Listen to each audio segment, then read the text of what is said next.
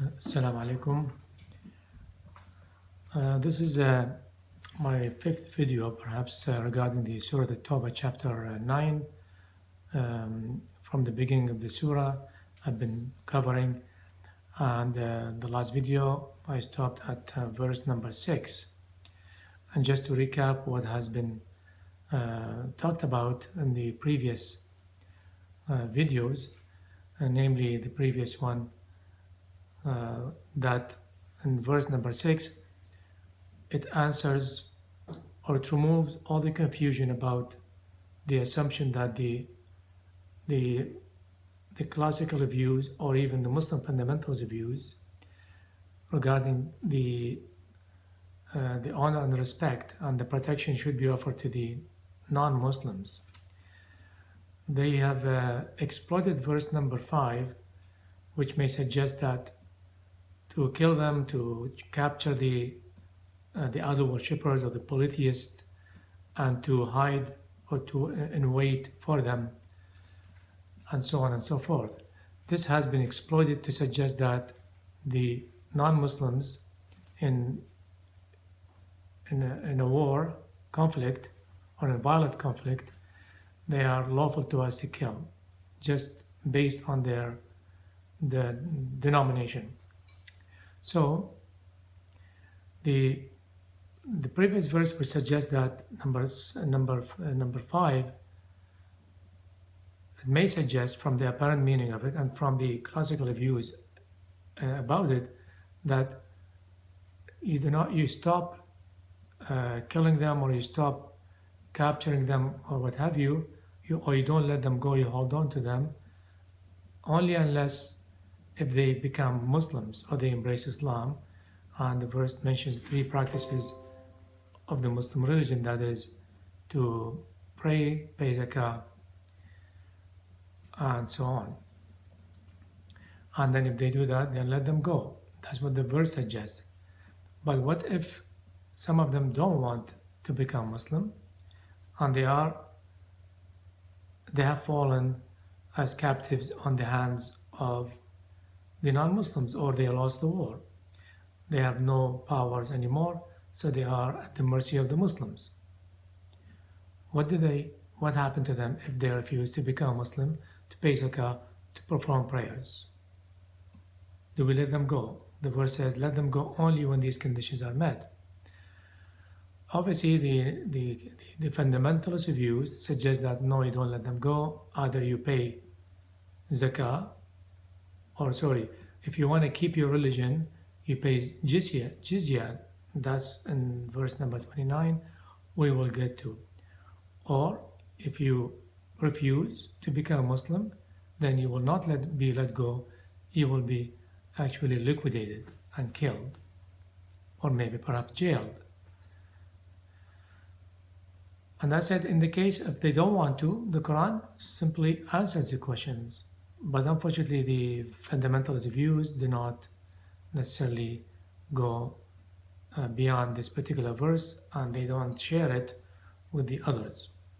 Number 6, which says, and وإن أحد من المشركين استجارك فأجره حتى يسمع كلام الله ثم أبلغه مأمنه ذلك بأنهم قوم لا يعلمون.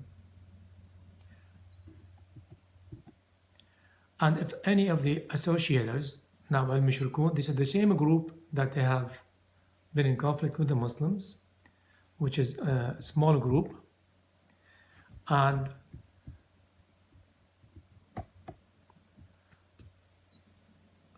if any of the associators or the al-mushrikun seek asylum with you, ask for protection, give them protection or asylum so that he may or they may hear the word of Allah. So allowing them to hear the word of Allah is very crucial here. They might change course, and they might even embrace Islam. But the verse does not say make them hear the word of God and they should become Muslims. Absolutely not. The verse only says that just make them hear, give them the opportunity to hear the word of God. That's all. And the rest is up to them. We don't have to wait for their acceptance of Islam or embracing of Islam, this is not our job. So, but not only that, it asks the Muslims to, after giving them the opportunity to hear the word of God, it also asks the Muslims to escort them to a place of safety, because other Muslims may be very zealous and very emotional and very angry. They might cause harm to them. But these people in authority who have a possession of them, the Muslim fighters, they have the obligation with this commandment is to escort them into a safety. That is wonderful. And the reason why the Quran says that is because they are people who do not know. They are ignorant of what really Islam is all about, what is the message of Islam, the dimensions of Islam, the applications in the daily affairs. Perhaps they might even be better off than staying as idol worshippers. So in number 7, it keeps expound on the idea why the Muslims should be engaging the non-Muslim, the believers, the unbelievers, or the al-mushrikun in this particular incident. So the question was asked in a very interrogative way, and it's a very surprising way. How can the associators, this specific group who have been addressed in these various verses, how can the associators have a treaty with Allah and with His Messenger, except for those with whom you made a treaty at the sacred sanctuary? If they remain upright with you, remain upright with them. Allah loves the reverent. The reverent. It's very clear that God is alerting the Muslims and telling them why that you should not trust these type of people who do not believe in any values in God and what have you. Because they have the potential to betray again and again and again, because the Muslims have tried them in the past several times. Each time they trust them, they make a treaty with them. These associators, idol associators, they continue the same behavior by breaking the agreements and the peace treaties.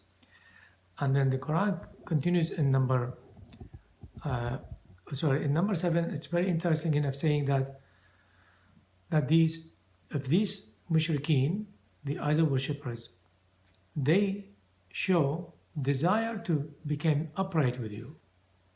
They really honor the treaty and they show signs of it. And then you have no other choice just to do in return the same thing they did with you. You keep their treaty and be upright with them, be honest with them as well. So keep your honor with them. And that's very simple.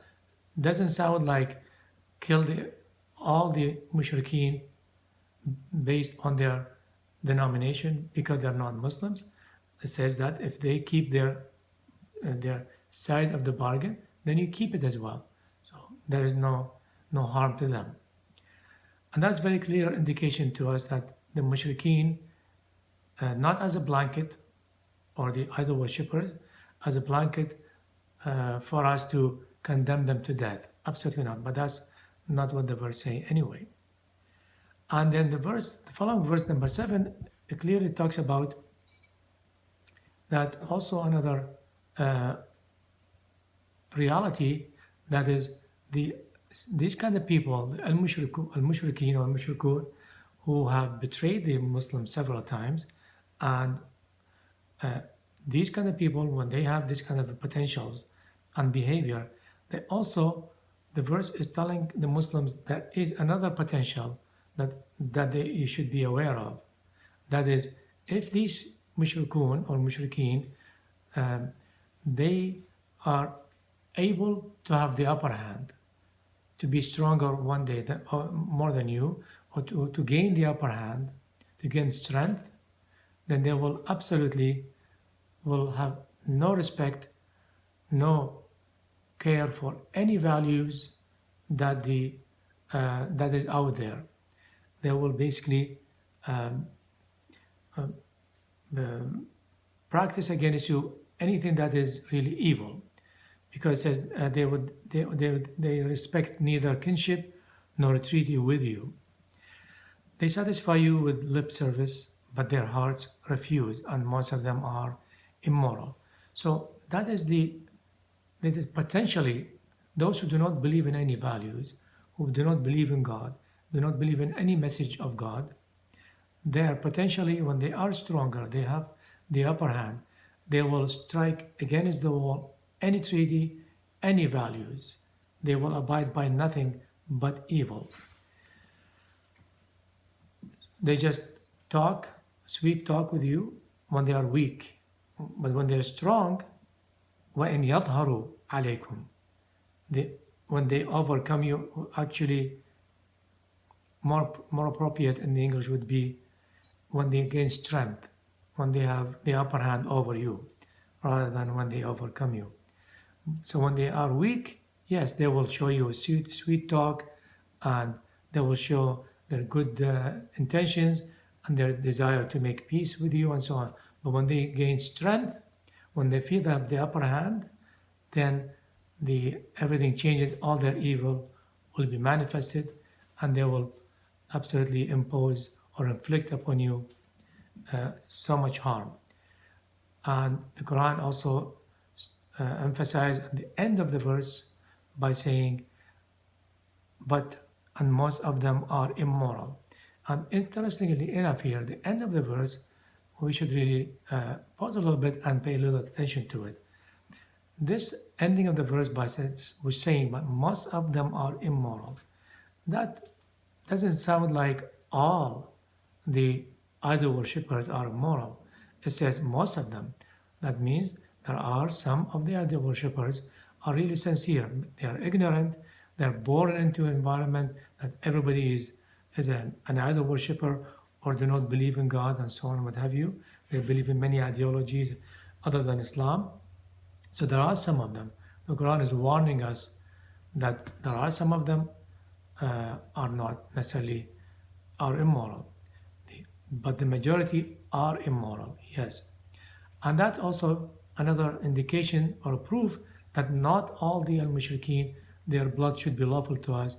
Should there be any war conflict, there's no way that the Quran suggests that we should kill all the unbelievers or all the al-mushrikeen, as some people suggest, or the majority of the classical view suggest from the previous verse number 5 or 6, where it says kill the idol worshippers. But that's in a very specific context and referring to a specific group, because this particular verse, another verse I covered last week, or last videos, clearly shows that not all the unbelievers, not all the other worshippers are involved in these verses. Only a very specific group whom have conspired against the Muslims and played a major role in undermining the message of Islam and in trying to destroy Islam. So not all the other worshippers, only a specific group. With this note, I will end this video, and thank you until next time.